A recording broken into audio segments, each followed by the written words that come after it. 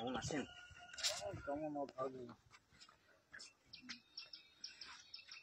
ওর নাম মীনাক্ষী।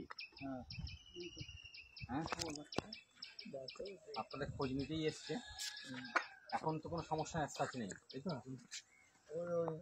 যেটা বলো তো, তোমাদের কি জমি আছে? হ্যাঁ জমি আছে। জমি ফেরত ঠিক আছে? এখনো পাইনি। জল খালি করে দিয়েছে? হ্যাঁ জল খালি করে দিয়েছি, এখনো জমি কবে করলো খালি? খালি এই তো কয়েকদিন হচ্ছে খালি হয়েছে। খালি করছে? জল খালি করেছে? জল পাবলিক কেটে বের করে পাবলিক কেটে বার করেছে, পুলিশ বার করে দেয়নি? না। ও,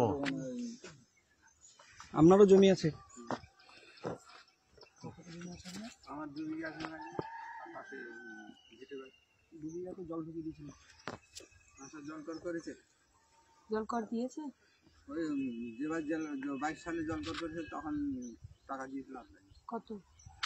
ওই 1100। 1100? 2 বিঘা জমিতে 6000 টাকা করে দিস। জমি ফেরত চান? হ্যাঁ জমি। আমরা ফেরত পাওয়ার জন্য এখানে আন্দোলন শুরু করলে আমাদের সাথে থাকবেন? খবর কি করে পাবেন যে আমরা এখানে আন্দোলনে বসছি? হ্যাঁ খবর দিলে তখন পাবো। কি করে দেবো খবর? আমি তো আর ওখান থেকে এসে আপনার কাছে আপনাদের মোবাইল নাম্বার নেই? কোনো নাম্বার, কোনো যোগাযোগ? মোবাইল নেই তো ভাই। কোনো যোগাযোগ? আপনার কাছে তো মোবাইল আছে?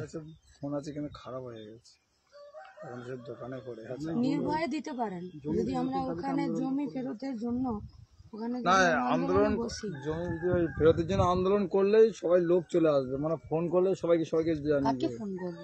না আমাদের সামনে আরো লোকজন আছে তো, ওই কাজ আছে, মানে কাউকে জানিয়ে দিলেন যে আমরা বসছি আন্দোলনে এসে গেছি বলার সঙ্গে লোক। মনে করেন যদি আজকালে বসে যাই তো আপনারা আসবেন ওদের সাথে? জমি জায়গা নিয়ে এমন করেছে জনসাধারণ খাল, সেই খালটাকে দখল করে নিয়েছে, আমাদের কাছে এমন করলো জল তুলে দিল, আর এসব ভিটে বাড়ি সব ডুবে গেছে, আর ঢালাই রাস্তা ছিল ভেঙে এই পাশে আবার মাটি দিয়েছে। আমি ছিলাম, আমাদের এমন করেছে। জমি আছে নাকি? এধারে দেখুন চাষ হয়। জমি কি দখল?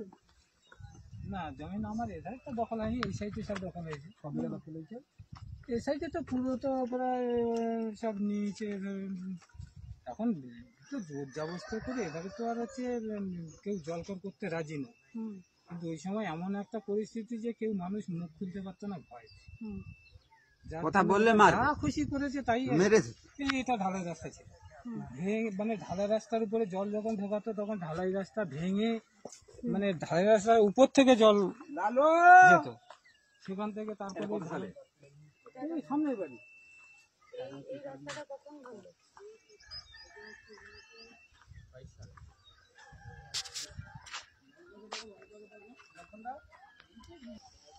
আট নম্বর কাছের বাড়ি, সামনে খালি 8 নম্বর কাছের বাড়ি। এবার ধরুন যদি আমরা এই জমি ফেরতের আন্দোলনে যদি আমরা এখানে আন্দোলন করি, এই লোককে, আচ্ছা ঠিক আসুন গল্পটা বলে দিন।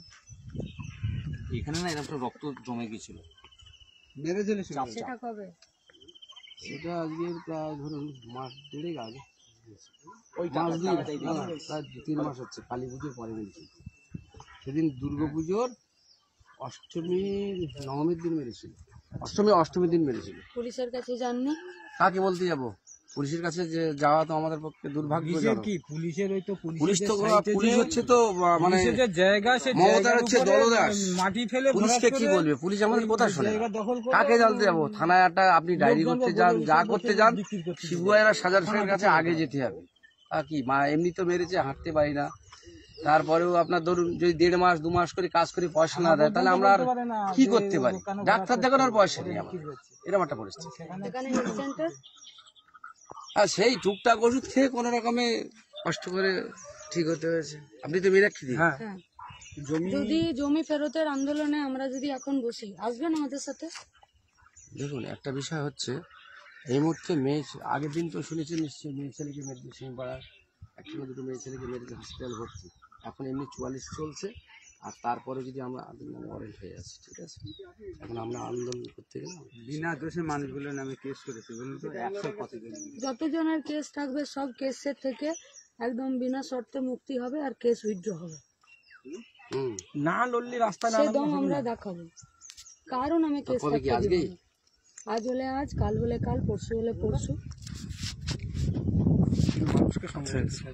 মানুষ একত্রেই আছে।